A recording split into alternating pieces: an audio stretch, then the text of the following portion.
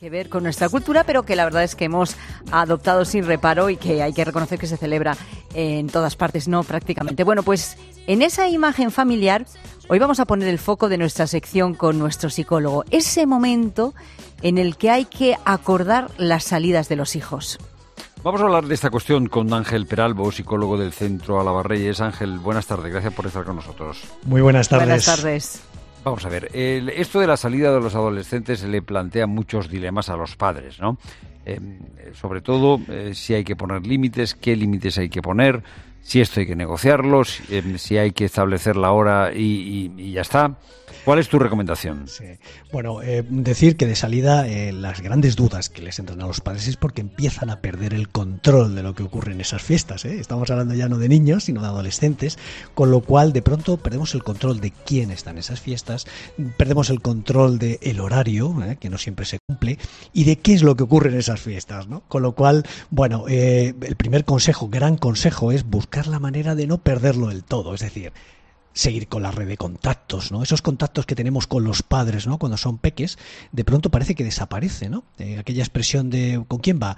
Pues no sé, ha cambiado de amigos, perdemos. Hay que tratar de que todavía sepamos dónde van a hacer esas fiestas, en qué entorno se va a hacer y al menos que haya un cierto entorno de seguridad, ¿eh? No va a haber adultos porque no nos lo van a permitir, aunque lo ideal es que al menos alguno hubiera pululando, pero bien. Después, ¿qué negociamos?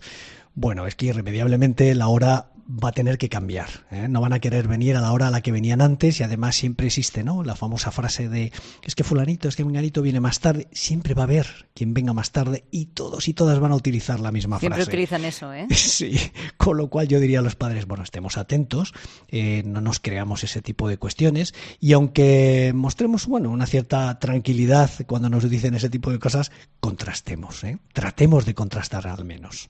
No, y sobre todo que me imagino que habrá que mantenerse firme en la hora que se le ponga de llegada, ¿o cómo gestionamos esto? Bueno, con una apertura mayor que la que hemos tenido hasta cierta edad, porque eso ha de evolucionar y hay que progresar, pero efectivamente con una firmeza que yo creo que hay dos aspectos. Uno, el aspecto familiar. La familia tiene que tener una hora, no siempre vale la que tenga el entorno porque entonces nunca habrá una hora. Pero entonces, Ángel, hay que poner hora. Sí, yo entiendo que hay que poner hora. Bueno, aquí siempre tenemos esa teoría de decir, hombre, si el adolescente es suficientemente responsable para ponérsela él mismo, pero entendamos que bajo los efectos de una fiesta, esa responsabilidad se puede perder. Yo creo que es mejor tener una referencia. ¿Cómo pactamos? Pues efectivamente haciéndoles responsables, hablando con ellos y bueno, pues la negociación pura y dura significa que nosotros flexibilicemos como adultos, pero también ellos asuman que no vamos a flexibilizar hasta la hora que ellos quieren. Por lo tanto, flexibilicemos un poquito, pongamos una hora y muy importante, si queremos que acaten y que se responsabilicen de esa hora, habrá que poner unos criterios, ¿no?, de qué ocurre si no vienen a esa hora, ¿no? Claro, si no vienen a esa hora, ¿qué pasa, no? Yo entiendo que eso hay que meterlo en el pack y hay que contar con que no siempre van a ser lo suficientemente cumplidores por diferentes razones, ¿no? A veces es porque se escapa el bus o el metro. Bueno, otras veces también en la preadolescencia son los padres, ¿no?, los que van a por ellos. Pero cuando ya sean ellos quienes tienen que volver, desde luego aquí algo que me parece importante subrayar es que la consecuencia sea coherente, que no pongamos castigos que no tienen absolutamente nada que ver. Lo que más funciona es que tenga que ver con la hora de salida del día siguiente, con la hora de entrada del día siguiente, es decir, para que realmente eso les cuesta, ¿eh? O sea, si somos cumplidores en eso, lo van a ver primero. Es coherente, es una medida coherente. Y segundo, se lo van a pensar, ¿eh?, porque salir les gusta bastante. Otra cosa, Ángel, es la cuestión, hablando de horas, ¿no?, de la proliferación del ocio de toda la noche. O sea, es decir, el que queden pues a las 11 de la noche, 10 de la noche y que sea habitual que el tiempo de ocio sea hasta primera hora de la mañana. Esto es muy difícil de contrarrestar porque es que quedan a esa hora. ¿Qué pueden hacer los padres ante esto?